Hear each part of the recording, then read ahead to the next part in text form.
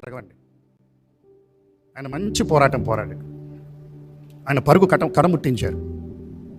వారు ఎవరో నాకు తెలియదు. ఒకవేళ మీకు తెలుసో తెలియదు, ఒకవేళ మీకు తెలియకపోవచ్చు, ఒకవేళ తెలిసి ఉండొచ్చు. మనం చేయవలసిందంతా ఈ సమయంలో కొన్ని నిమిషాలు, దేవా ఆయన నీ పని చేశాడు, అంతవరకు విశ్వాసంను కాపాడుకోమన్నాం. ఆయన అంతవరకు కాపాడుకున్నామని నమ్ముతున్నాం. వారి కుటుంబానికి ఆదరణ తెచ్చి ఆయన వేసిన విత్తనములు భద్రపరచు, ఆయన చేసిన క్రియలు భద్రపరచు. ఆయన ఆత్మలు సంపాదించిన ఆత్మలు ఈరోజు ఎదిగింపజేయి. ఆత్మలు అంటే ఏదో శరీర వైరాగ్యం కాదు. దేవునికి కావాల్సింది మన బలం కాదు. దేవునికి కావాల్సింది నీ విరిగి నలిగిన హృదయం, నీ తగ్గించుకున్న హృదయం.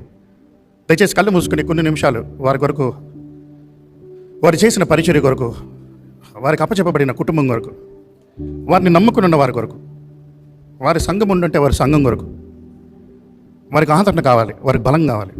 అక్కడ ఏమి జరిగిందో మాకు తెలియదు. తీర్పు తీర్చేది మనుష్యుడు కాదు ప్రభువా, నువ్వే కదా తీర్పు తీర్చేవాడు.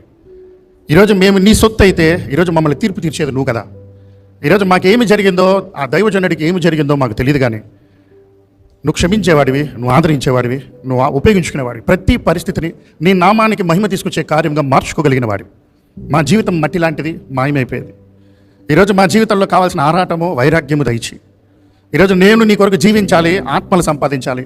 మా సమయం ఈ లోకంలో ఉన్నప్పుడే నీవు అప్పచెప్పిన పనిని మేము పరిపూర్ణం చేయాలనే ఆశను మాకు దయచేయి అని ఒక మాట అడుగుదామా దేవుణ్ణి. ఈరోజు దేవుని కొరకు నువ్వు జీవించాలని ఆశ ఉందా, లేదా మనుషుల కొరకు జీవించాలని ఆశ ఉందా? మనుషులు గొప్ప కొరకు నువ్వు పరిగెడుతున్నావా? మనుషుల రాజ్యాన్ని సంపాదిస్తానికి నువ్వు పరిగెడుతున్నావా? మనుషులు కనికరమును సంపాదిస్తానికి మనం పరిగెడుతున్నామా? లేకపోతే దేవుణ్ణి గణపరుస్తానికి పరిగెడుతున్నామా?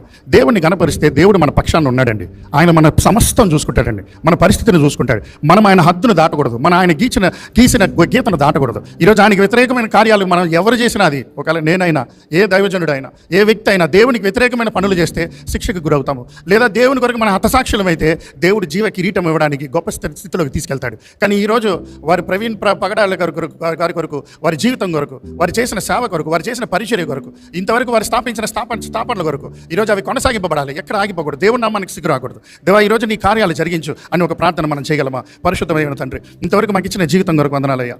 అయ్యా ఈరోజు నీ దైవజనుడి కొరకు వందనాలయ్యా. ప్రవీణ్ పగడాల గారి కొరకు వందనములయ్యా. వారి జీవితం కొరకు, వారి పరిచర్య కొరకు, అయ్యా వారి బోధ కొరకు, వారు చేసిన ప్రయత్నాల కొరకు, వారు నేర్పించిన విధానం కొరకు, వారు పోరాడిన పోరాటాల కొరకు నీకు వందనాలయ్యా. అనేకమైన ఆత్మల్ని ఈరోజు నీ వైపుకి నడిపించారని నమ్ముతున్నామయ్యా. నీ రాజ్యం వైపుకి నడిపించారని విశ్వసిస్తున్నామయ్యా. ఈరోజు అది సత్యంలోకి నడిపించాయా. ఈరోజు ఆ అభిషేకంను భద్రపరిచాయా. ఇంతవరకు వారు చేసిన కార్యములన్నీ భద్రపరిచాయా. వారి ఆత్మకు కావాల్సిన శాంతిని నువ్వు దయచేయ, వారి కుటుంబానికి కావాల్సిన శక్తిని నువ్వు దయచేయ, వారి కుటుంబానికి కావాల్సిన ఆదరణను దయచేయ. ఈరోజు వారి కుటుంబంలో ఉన్న ప్రతి బిడ్డకు కావాల్సిన అవసరతలు తీర్చేయ. అంతవరకు నువ్వు తీర్చేవాడివయ్యా. ఈరోజు ఈ లోకంలో మా బాధ్యతలు మేము సకల్లో ముగించి వెళ్ళిపోతాం, కానీ నిరంతరం ఉండే తండ్రి నువ్వు అన్నావు. లోకపు తండ్రి సహాయం వారి జీవితంలో మరొకసారి అనుగ్రహించాయ. ఈరోజు నిన్ను గణపరుస్తున్నాము. ఈరోజు వారి జీవితం ద్వారా వారి